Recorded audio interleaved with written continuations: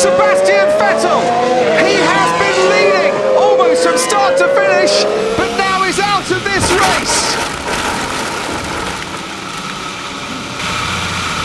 Sake. Sorry guys.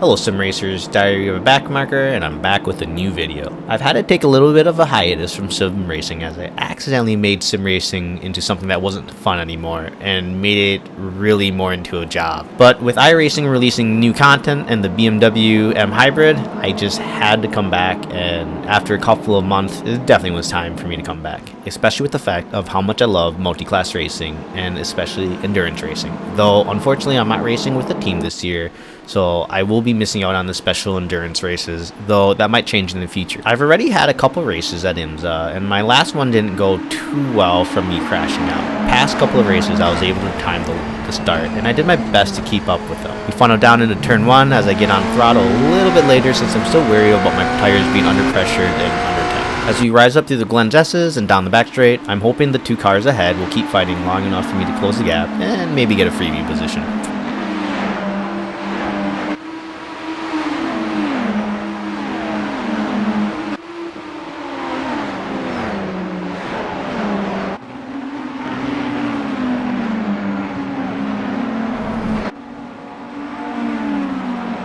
It's lap 5 and already first place has put a big enough gap where I start looking to make sure I can keep my 3rd place. Already the GTP cars are coming up on traffic and the number 37 Porsche gives me room as I work my way into turn 10.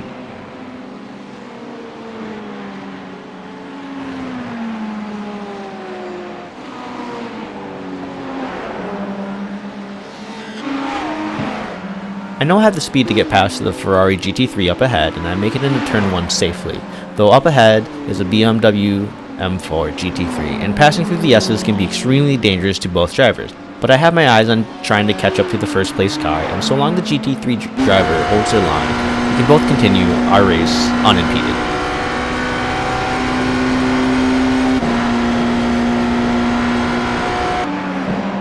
Exiting the chute and making my way past turn 7, this is where the majority of traffic has been. Immediately I go back into risk assessment of whether it's safe to pass and when it would be safer to push.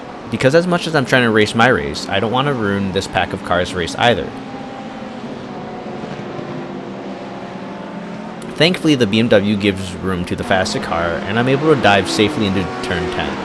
I know the Audi will go wide, and it is the racing line, so I stay a little bit tighter and continue my way back towards turn 1 with the knowledge that I can get past another before entering the turn.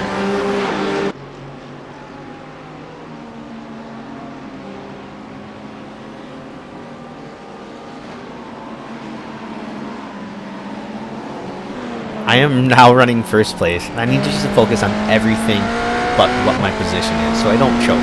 In barely 7 laps, I've already come across the large pack of GT3s. I remember recalling that I wish I was a part of this battle, or just able to hang back and watch everything unfold. But I can see in my relative that the 2 other GTP cars are catching up to me, and I need to start hustling the car a little bit more, or else I might convert my first place into a 3rd place.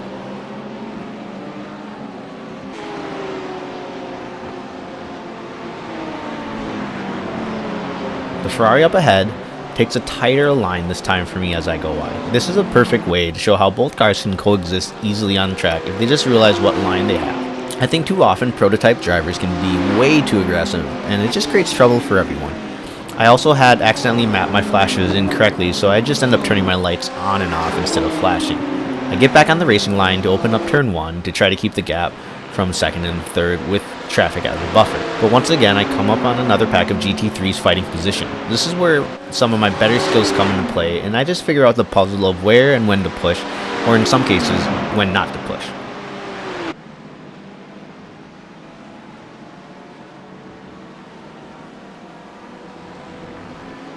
As we enter the outer loop, I know I have enough of a gap that I should be able to make my way into the chute. This does force the Porsche driver out a little bit wider and gives the BMW behind a better line as they try to follow me in. I do feel a little bit bad, but at the same time I can't always be worried about everyone else, and that's just how traffic goes sometimes. Sometimes traffic will give, and sometimes traffic will take away from you. Throughout the race, there has been a decent sized pack of GT3s fighting for position. I don't want to interfere with the race too much, but there is a faster GTP car chasing me down, and they've been carving out a pretty hefty chunk out of the relative each lap, so I need to get past this pack before the inner loop chicane. The Ferrari GT3 gets on the gas a little bit too soon, so they end up going into the wall, but my focus is on weaving through the lap traffic. One thing the practice servers are great for is learning the size of the gap you need before you can pass. So with confidence, I pass the last car in the pack and fade out to the left to open up the turn to keep my entry and exit speeds high.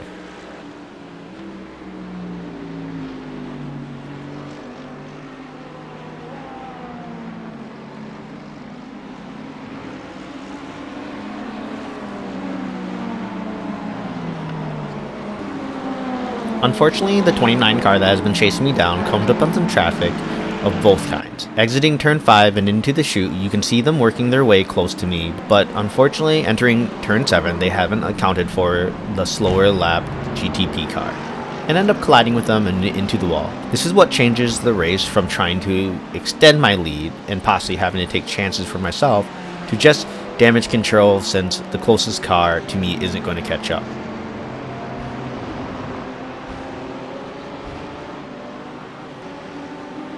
It's lap 21 and time for a pit stop, and I tend to run, probably like most people, as long as possible out on the track and then take as little fuel as possible to shorten the time lost in the pit.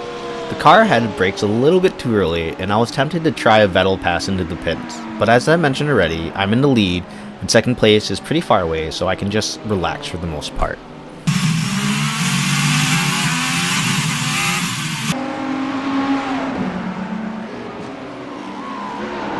Still in the lead, and you can see the lap GTP car behind. I've been eyeing them because I have no fight with them, and if they're looking to dive bomb or pass, I'll just give it to them. Racing them door to door makes no sense. I get off the gas a little bit earlier to let them through, and it's just not worth the risk. I had forgotten to mention that by chance I end up in the same split as one of the guys I raced with in real life. Do him a favor, stop by his channel, and let him know I said hi. I'll link his YouTube channel in the description. I cross the line in P1, and I weave about to celebrate my victory. And one of the things I learned in racing school was to do your best to wave at all the track marshals as a way of saying thank you. So yes, as silly as it sounds, I do wave at the track marshals in my rig too. To be honest, I didn't have the pace as there were 3 or 4 faster drivers in this split. But as you've heard so many times before, to finish first, you must first finish. And that's exactly what happened here today. And from me, you've heard many times, I straight up do not have the outright pace to be winning races every day. So I have to use other ways to keep up with the pack, ranging from pit stops, traffic management, and above all else, just staying on track consistently. So a big thank you for stopping by. It's been crazy to think that I'm getting closer to reaching 100 subs. Not exactly a big YouTube number, but I didn't think I'd reach more than a couple of friends. As usual, if you enjoyed the video, drop a like and subscribe. Thank you for watching, and hope to see you out on track.